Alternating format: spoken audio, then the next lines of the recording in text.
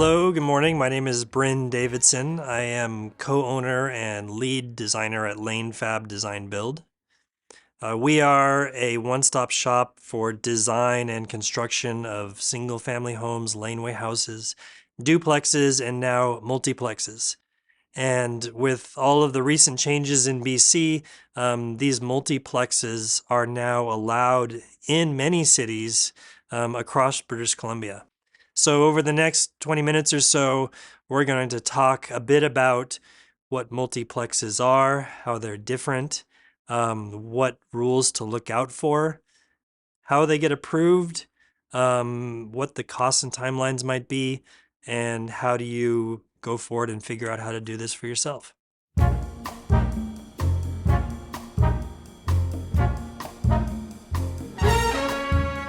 So in the recent months, or in the last year or so, the province of BC has made a lot of big changes to the way zoning and development is done in British Columbia. There are places like Vancouver where you've been able to do a basement suite or a laneway house for more than 15 years. But there are also lots of municipalities in BC where you haven't been able to do much of anything except for a single family house, or if you're on a busy street, maybe they'll let you rezone for a high rise, something that I would call tall and sprawl. By contrast, what's been happening first in Vancouver and then throughout the rest of British Columbia is starting to allow more of this, what they call missing middle housing, this kind of in-between form of multi-family housing, and they're allowing it to start to happen within single-family neighborhoods. So if we go back and look at the history of what happened in 2009, Vancouver allowed laneway houses, and they allowed that in addition to having a house with a basement suite. And the great thing about that was that you were able to get 3 dwellings on a single property, often within an existing walkable neighborhood, and in a way that they called sort of hidden or a kind of density that didn't fundamentally change the neighborhood. And in 2009, our company, Vancouver, we built the very first laneway house in the city of Vancouver. And for the last 15 years, we've been doing lots of work with extended families who are trying to build housing on their own property.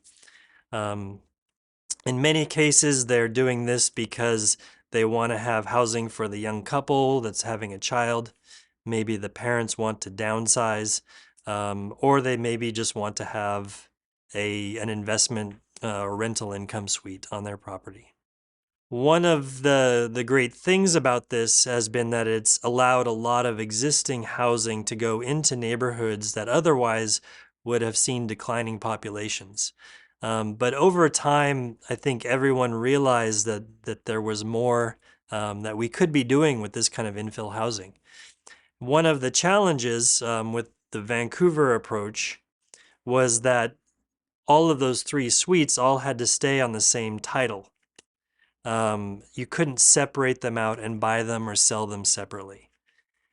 And now, as we move into what they call multiplex housing, that's actually changing.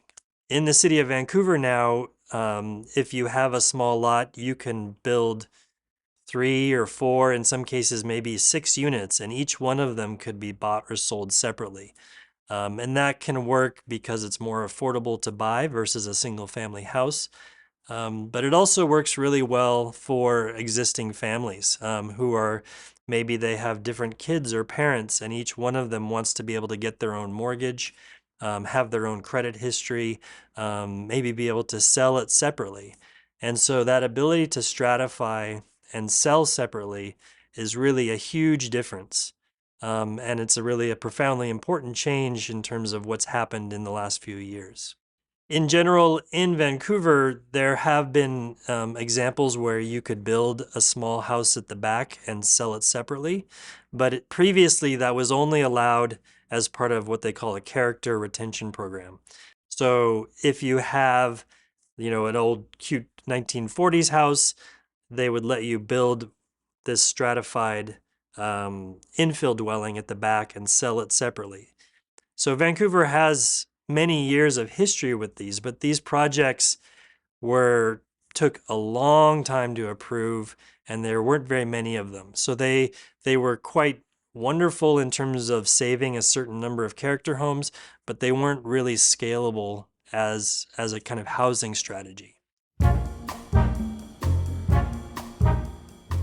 So now, if we jump forward to current day, the province of BC is saying to all these other municipalities, hey, you guys need to stop blocking housing, and you need to start allowing more housing within your existing neighborhoods, because that's how we address our housing shortage, that's how we address our climate crisis, all of these things together. And so now we're in this really interesting sort of state where all of these various municipalities in BC are scrambling to try and figure out how to meet this provincial mandate. So if we look at a few examples, if we look at, say, the city of Vancouver versus the city of Burnaby versus the district of North Vancouver, they are all kind of coming at this in slightly different ways. The city of Vancouver has a multiplex rule, and they are regulating the size of that building based off of what they call FSR, which is floor space ratio. And that's basically says that the amount or floor area that you can build is based off of the amount of floor area in your property. So in Vancouver, an FSR of 1 means that if you have a 4,000 square foot property, you can do 4,000 square feet of homes. And that can be divided into 3 or 4, or in some case 5 or 6 units. But they're governing the size of that building based off of FSR. By contrast, some municipalities like Burnaby are looking or taking direction from the province, and they are just governing it by looking at the footprint of the building and the height. So however big or small your lot is, there's a certain footprint that's allowed and a certain height. And in some cases, that amount of density could be quite a bit more than what Vancouver allows. And so I think just in the last few weeks, these rules have come out, so everybody is sort of feeling out what the potential is for these types of projects. In other places, I talked about the district of North Vancouver. They actually opted not to allow multiplexes. I'm curious what the province will say about that. The district of North Vancouver is simply allowing you to now have a laneway house and a secondary suite along with your single family house. So here we are after 15 years, the district of North Vancouver is moving into what Vancouver did in 2009. So I think that while there is a kind of, at a high level, a kind of one size fits all approach that the province is pushing, what we're seeing is actually that each of these municipalities is taking a slightly different approach to it. And it's going to be a challenge over the next, year or so as we start taking on these projects to kind of figure that out. In general, though, I would say that one of the great things that's happening with these multiplex projects is that, well, there's two things. One is that they can be done on a single property. And I think this is really important because just like a laneway house or a duplex, if you can do a development on a single property, then an existing homeowner, perhaps on their own or in collaboration with a developer, can build just on their own land without having to buy additional properties. So this means that if you're a homeowner who bought in 1970 and you want to build a triplex for your family, then you can develop using 1970s land values, which is a game changer in terms of your economics for your development project compared to the guy next door who bought his land in 2024. Or the apartment developer down the street who had to buy 4 or 5 lots and consolidate them all together at current land values. So I think being able to do that single lot multifamily development is one of the really key features, and being able to stratify. And then the other piece, and we're seeing this, I'm actually quite happy with Vancouver, is looking at the approval process. Because it's one thing to say that, a multiplex is allowed, but then we have to look at the approval process of how you get to actually having a building permit. Because that's a big piece of whether these projects actually make sense or not. And so I'll give you an example. In the city of Vancouver, the laneway house approval process is what they call outright or as of right. So the rules are fairly simple. There's a kind of checklist of things. And as long as you have, we follow that checklist, you can just submit your drawings, and anywhere from 2 to 4 months later, you can potentially get your building permit. By contrast, if you have an apartment building or say a condo tower, there might be a 5 or 6 year process of approvals where you're going through rezoning inquiry, rezoning hearings, you're going through design panels, you're going through development permit, you're going through building permit. You're basically having to jump through years of hoops to get that approval. You're having to go out and do neighbor notification. You're having to do hearings at council. And so there's always been a bit of this distinction between what they allowed for single family houses, which was fairly simple and straightforward, versus what they allowed for apartment buildings, which was very complicated, time consuming, and involved a lot of feedback from the community. So I think what's happening now is that places like Vancouver are saying, okay, if you're doing a multiplex, we want that approval process to be more like what we're doing with a single family house, where the rules are fairly simple. There's not a lot of interpretation needed. There's no neighbor notification required.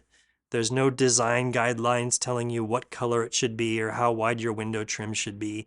It's really pared back to be as simple as possible so you can go up with your drawings and get your permit. And I think that this is one of the key pieces that we are going to be looking for when we look at which municipalities we want to work in. Because even if a municipality allows a multiplex or a duplex or a laneway house, if their approval process is terrible, it's going to be expensive, it's going to be slow, and it's going to be frustrating. And we have seen that for the last 10 or 15 years, even just with laneway houses. For example, the District of North Vancouver has always had a very restrictive laneway house policy. So even though in theory you can do them, there's very few properties where they can actually make sense and be done. Another example is in New Westminster, where for many years they've required you to do a development permit for a laneway house. So you have to go out to neighbor notification and do design guidelines and all of this stuff as if the thing was an apartment building, which is just, it's insane. It's an insane amount of work for a small amount of housing. And so there's going to be a clear distinction between the municipalities that really want these projects to happen versus the ones that are doing it begrudgingly. And those ones that are being begrudging, looking at you, West Van and Oak Bay and District of North Vancouver and all these other places that have fought densification, we will have to be on the lookout for their approval process. We're going to have to be on the lookout for excessive fees and whether or not this can actually be, are there lots where it can actually work? I would call them sort of poison pills where in theory these things are allowed, but the rules or the fees or the process are so bad that they don't actually happen.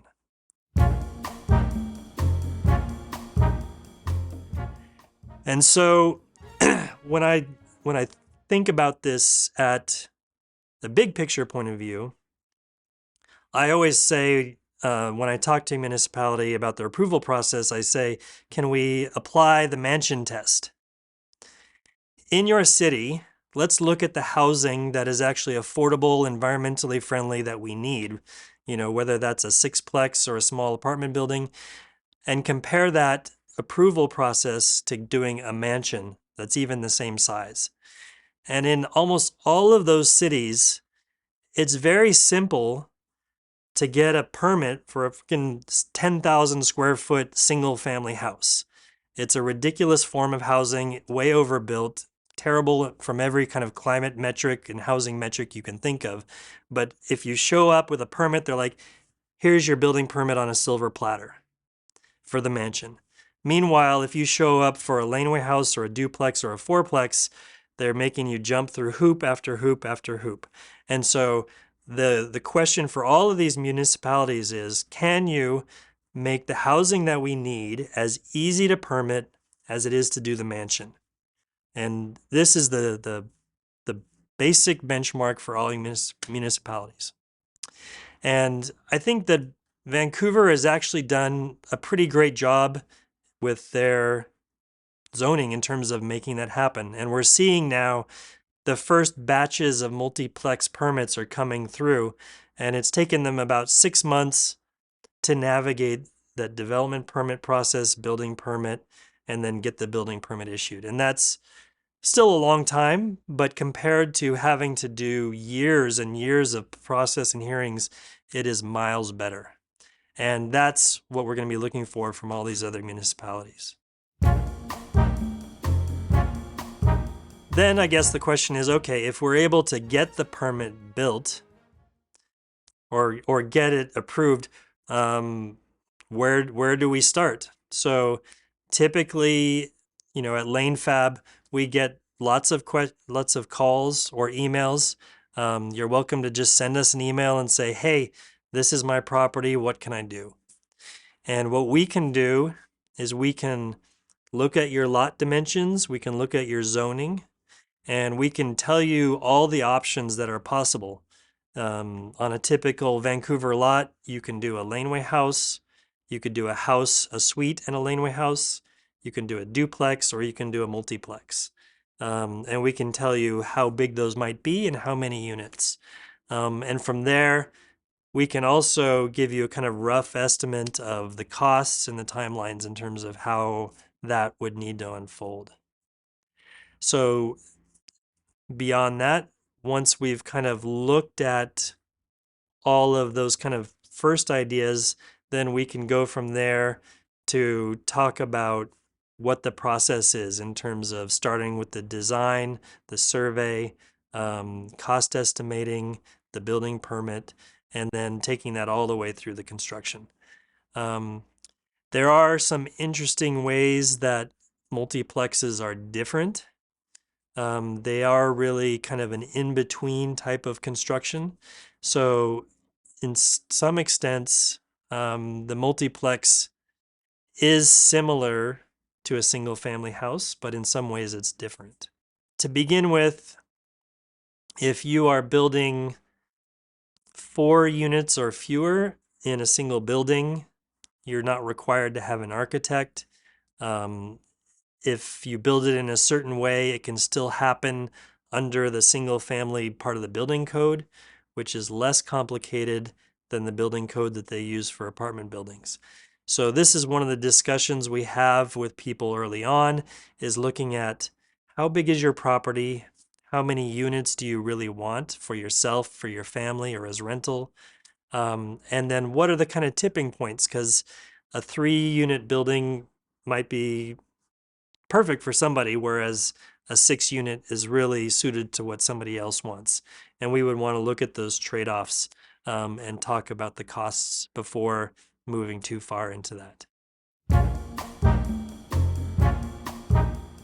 As far as building multiplexes, there are some differences, kind of even like with doing a duplex. You do have to have fire separation between the units. In Vancouver, you're required to have fire sprinklering for all projects. And the type of fire sprinklering that you do can be different for a multiplex than what you would do with a single family house. There are also different requirements for the electrical service. And this is something that actually just in the last week, BC Hydro has announced a whole series of changes where they are trying to make it much simpler and less expensive to do the electrical servicing that we need for these types of projects. So, for instance, if you have a single family house with a laneway house, you might have a relatively small electrical service where you're getting the power from the power lines that's coming down. One electrical meter is going to your main house, one electrical meter is going to your laneway house. And it's a relatively small and simple electrical service. But as soon as you have 4 or 6 units, all of a sudden that BC Hydro infrastructure has to get bigger. And in some cases, we're going to what they call a 400 amp service, which is a bigger service, or even a pad-mounted transformer, which is this big giant box that has to get put in your backyard with some clearances, and it's basically providing power, and it can provide power not just for you, but also for the neighbors.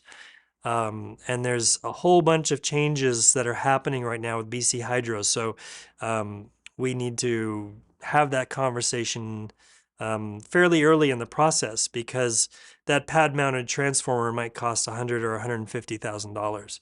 So if there's a way to avoid that, or if BC Hydro is going to pay for it, that's going to be quite a compelling change in terms of how we have to service these things.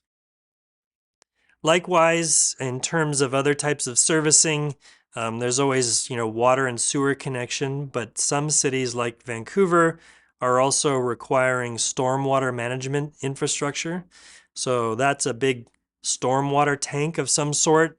And the reason they're doing that is they don't want you to build a big building and then have all of the rain from that site be able to just flush right out and clog the storm sewers if there's a big rainstorm. So they want you to actually try and keep as much of that water on site for a while so that you don't overwhelm the municipality's sewer system.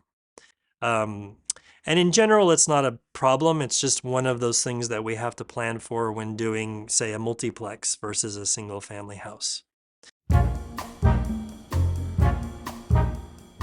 But overall, when we look at all of these infrastructure issues, in most cases, we can still put multiplexes in almost any neighborhood. I know that there are concerns that from people who have been concerned about there not being enough infrastructure. But in general, our sewers, our hydro system, we can easily absorb distributed development at the multiplex scale. And I think this is an important note because when you look at the way that development and infrastructure are done, there's sort of 2 typical ways to go about it. And I use a kind of dessert metaphor where you're either talking about sprinkles, like sprinkles on an ice cream, or clusters, And so in the past, if a city did a cluster development, they said, okay, you can do a bunch of high rises in this one little area. Then part of that process, they would negotiate to upgrade the sewers, upgrade the hydro, upgrade the water lines. All of that stuff would be built up and redone as part of that clustered development.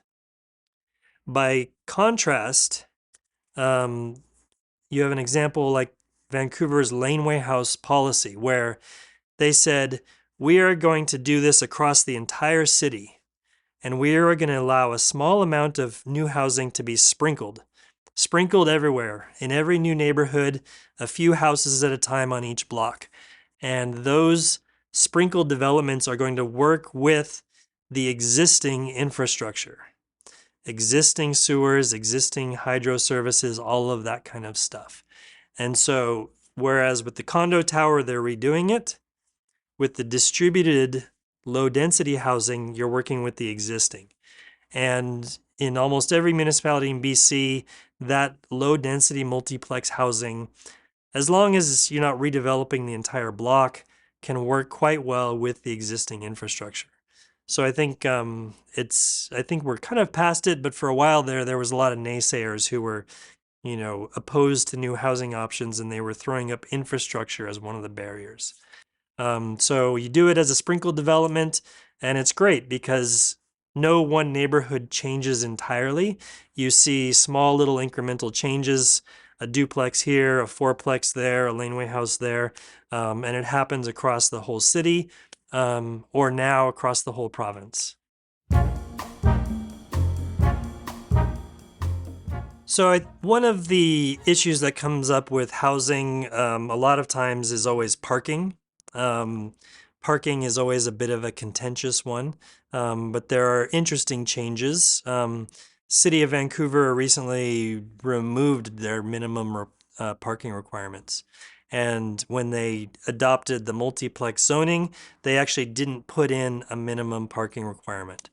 And this, in my opinion, is a great move, because one, it takes away a whole lot of wasted time where designers like myself are spending months arguing with the city over meeting these minimum parking requirements.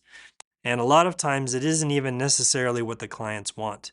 And at the same time, we said, we don't want you to force us to provide the parking, but give us enough design flexibility that we can provide parking if our clients want it.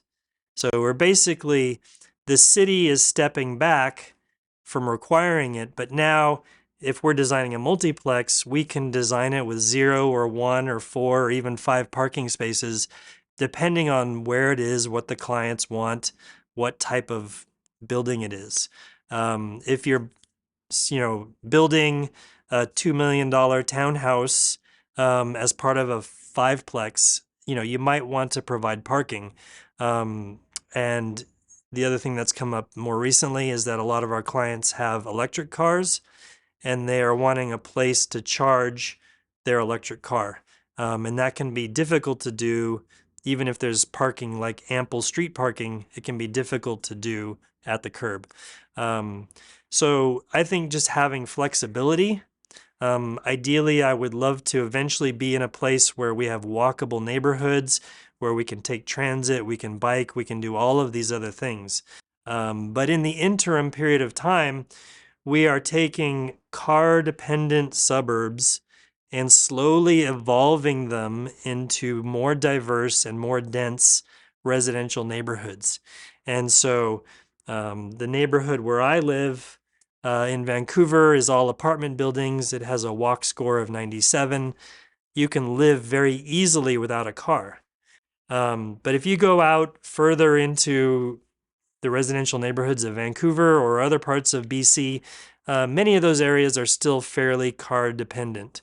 So, the next 10 or 15 years, we're going to be going through this transition period where we're trying to densify car dependent neighborhoods without providing huge amounts of car infrastructure like underground parkades and all of those types of things. So I think it's really great when a municipality takes away the minimum parking requirement, but also gives you enough flexibility that you can put some parking if you need it.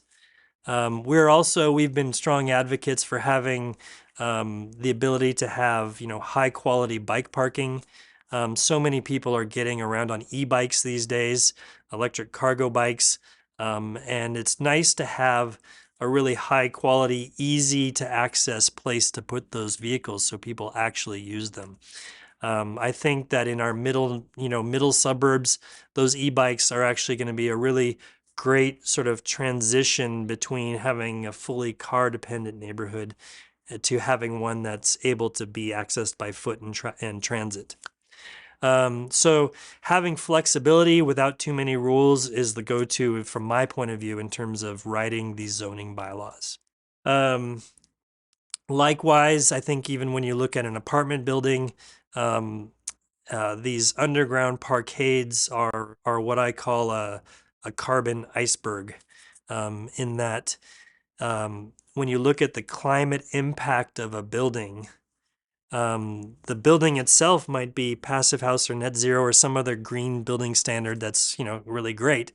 But then it has this giant parkade underground, which is a huge impact on the climate footprint of that project. So it's like an iceberg. Most of the impact is hidden underground. So I think that where possible, it is nice that these multiplex projects are being allowed to be done without underground parkades. Because those underground parkades, not only are they a lot of a climate impact, not only are they, forcing car dependency, they're adding a ton of cost, and they are also making it so that that site doesn't absorb rainwater into the ground the way it did when it was just, say, a single family house. So if you do a multiplex and the whole property has a parkade underneath it, all of that rainwater is going straight out into your stormwater system. And this is getting back to this issue that we talked about before, where we're trying to work with the existing infrastructure by sprinkling housing throughout the whole region. So to do that, we need multifamily housing that maintains roughly a similar amount of green space and sort of that sponge capacity that the single family house had before. And the best way to make sure that that happens is by not having an underground parkade. So in Vancouver, you're not allowed to do an underground parkade with a multiplex. If you have a lane, you can just have direct parking straight from the lane. And that can be open. It could be under a carport. It could be built under a lane building. There's lots of options, but it's not hidden in the ground. So I think that's one of the key pieces, and we'll look to see how different municipalities deal with this, because parking is always a highly political and highly contentious issue. If you are a planner and you have upset constituents talking to you about parking, I would encourage you to ask them what they are doing with their own parking. In the 15 years that we've been building in residential neighborhoods, we've found that the people who complain about parking are the ones who are not using their own garage for parking. They are using their garage as a guest suite or a game room or a man cave or a wood shop, and then they are parking on the street. So they are taking and they are privatizing the value of their parking space and using the free public amenity to park in. And then they complain when other people try to compete for that civic-owned amenity. So I would say parking will always be a concern, but we can't let parking concerns, especially from people who aren't using their own parking, drive the way that we build our cities. Because if we build a city that's focused just around cars, it's never going to be walkable and beautiful and livable and climate friendly in the way that we need it to be. So I think one of the other interesting things that's a discussion that we've been having with city planners in Vancouver over the last few years is about basements and the way that we design our buildings. So for many years, various municipalities around BC have tried to allow more housing, but they've just allowed it by pushing it underground. And so on much of the North Shore of Vancouver, if you built fully below grade, then it wasn't counted as floor area. And so what you ended up with was this whole generation of secondary suites and renters who are what I call cellar dwellers, who are existing below grade in these like dark spaces with just a little light well. And it's kind of appalling, just because the only reason those municipalities did that was they didn't want to make the buildings taller and offend the existing neighbors. So they were being so deferential to the character and the existing neighbors that they were willing to just push people entirely underground. Now in Vancouver, they're finally getting away from that, and they are allowing these multiplex projects, if you want to be built fully at grade. And this makes them a bit taller, but it has some benefits. One is you can actually do an accessible main floor. So if you're in a wheelchair or with a cane or have any other kind of mobility issue, you can just go straight in and you don't have to go up or down a bunch of stairs to get into that house. And we can actually do a townhouse with a residential elevator in it, so that even though it's maybe 3 floors with a roof deck, you could still have that unit be fully accessible. And I think that with our aging population, and with all the people with hidden disabilities, it's really important that municipalities don't penalize at-grade construction. The other piece of that is that when we look at the climate impact of these buildings, it's not just the efficiency of your insulation and your windows and your hot water system. Those things are all important, but there's also the climate pollution that comes from the building materials that go into making that building. And one of the biggest impacts on the climate from the materials is concrete, and the rebar and everything else that's needed. So if your municipality is forcing people to put all of their square footage underground, you have to be there digging extra dirt, pouring extra concrete, dealing with the drainage issues. You're killing the accessibility. You're creating all of these problems just in order to avoid offending people with a slightly bigger building. And so I really encourage everybody to really shift towards allowing the option of building at grade if people want to do that. Some folks will still want a basement. In some cases, it can work quite nicely for a secondary suite, but maybe it's like in Vancouver, they require it to only be 4 feet deep so that you're not fully living as a cellar dweller. So in the last 20 minutes or so, we've covered a lot of information, and I've thrown a lot of information at you. If you want to find out more, it's best to just come and talk to us or another professional who is dealing with these things. The zoning rules, the hydro rules, everything is kind of a moving target at the moment, but we do have a lot of experience with how to kind of navigate that path. We always, if you're looking at what to do with your property, we can look up the zoning online, we can look up the aerial photos. Sometimes we want to see, is there a big tree on your neighbor's property? Because the roots of that tree might impact what you can actually do on your property. So there are some things like that that we can see right away to tell you whether or not that project is feasible. And then we can go beyond that. We can talk to the city planners and see what their specific rules are, what their approval process is, and what their fees are going to be, because all of those things are going to impact whether your project makes sense, whether you're building for yourself and your family, or you want to build it to sell, or you want to build it to rent. We need to crunch all of those numbers and the timelines, put that together and see, what makes sense for you in particular. But I would say give us a call and we can walk you through all of those processes, and we can create a beautiful multi-generational or multi-unit home on your existing property. Thanks for having me. Again, I'm Bryn from Lanefab. It's been great chatting with you. Good luck going forward. Keep pushing your local city planners and city council members to make sure that approving this new type of housing is as easy as approving a mansion, or maybe even easier, because this is the future, and we can all go and build it. Thanks.